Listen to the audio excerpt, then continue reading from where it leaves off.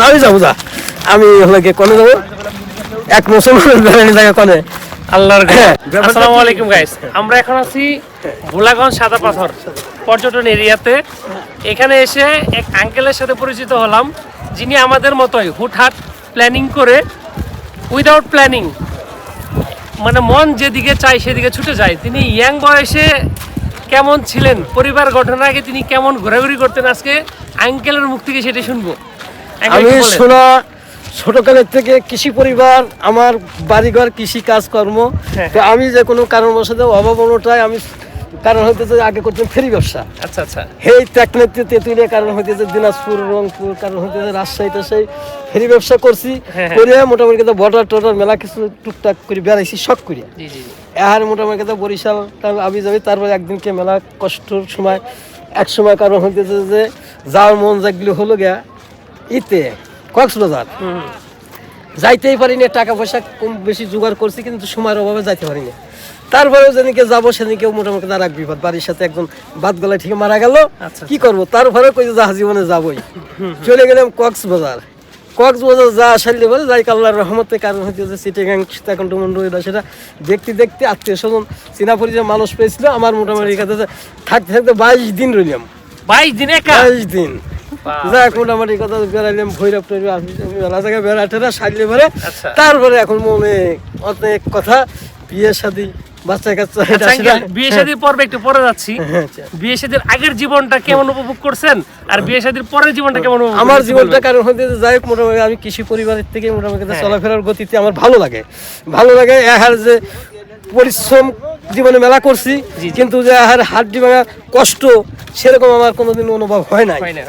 এক আর টাকা পয়সা কম বেশি কারণ হইতেছে আমার গতিতে আমি মোটামুটি যাই বেশি কম বেশি কামাই করি, আমার আল্লাহর রহমতে কোনো অসুবিধে মনে করিনি।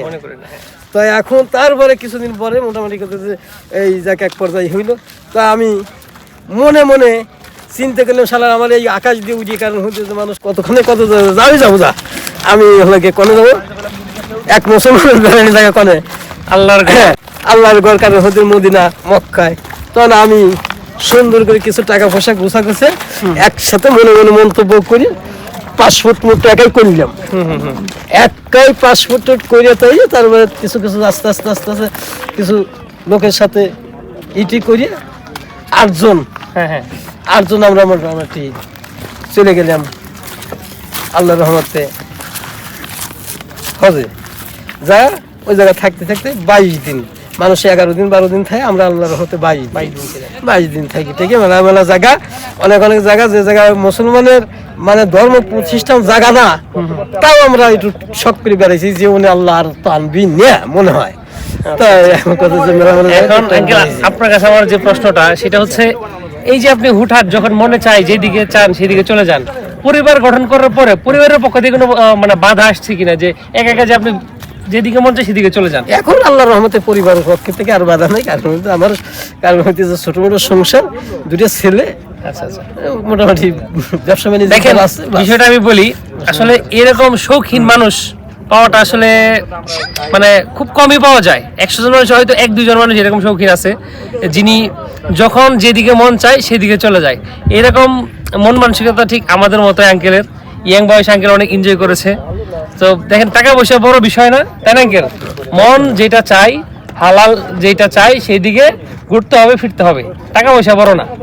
এখন আঙ্কেল কোনো বাধার সম্মুখীন হন কিনা যে একা একা যেদিকে, মানে এক্সাম্পল আপনি কক্সবাজার চলে গেলেন একা, 10-12 দিন ছিলেন, এইখানে চলে আসছেন একা, সেই পাবনা থেকে একদম বাংলাদেশের লাস্ট বর্ডার এইখানে চলে আসছেন একা, এরকম কোনো মানে বাধার সম্মুখীন হন কিনা? যে না, আল্লাহর কোনো সমস্যা আল্লাহর রহমতে আমার কোনো কারণ হইতেছে হয় না। আমার কি কারণে টুকটাক বেড়াই, নামাজের টাইম হলে পরে 5 ওয়াক্ত নামাজ যেখানেই হোক সেখানে কষ্ট হলে পরে 5 ওয়াক্ত নামাজ পড়ি, কারণ হইতেছে আল্লাহর রহমতে একজনের না একজনের এমন একটা মিলিয়ে যায় বাস। তবে আজকে আপনার নামাজের বিষয়টা আমি দেখলাম, আপনি সেই ছাত্রী একদম পুরো শরীর ভিজে আঙ্কেল কিন্তু চলে গেছিল সেই মসজিদে। তো বিষয়টা এখানে হাজার হাজার মানুষ এখানে ঘুরতে আসছে, কেউ কিন্তু নামাজে যায় নাই। মানুষের তাদের উদ্দেশ্য ছিল এখানে ঘুরতে আসা, গোসল করা, এই তো। কিন্তু আঙ্কেল কিন্তু পুরো নদী সাঁতরিয়ে ওই পারে গিয়ে নামাজ পড়ে আসছে। সেই জন্য আঙ্কেলকে অনেক অনেক ধন্যবাদ।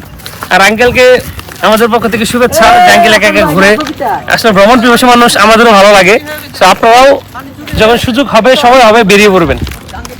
প্ল্যানিং করে এখন কোনো কিছু কিন্তু আসলে হয় না, হুটহাট করে ফেলবেন, ঘুরতে যাবেন, ঘুরতে যাওয়াগুলো কিন্তু হুটহাটই হয়। তো সকলের সুস্বাস্থ্য কামনা করে আমরা বিদায় নিচ্ছি।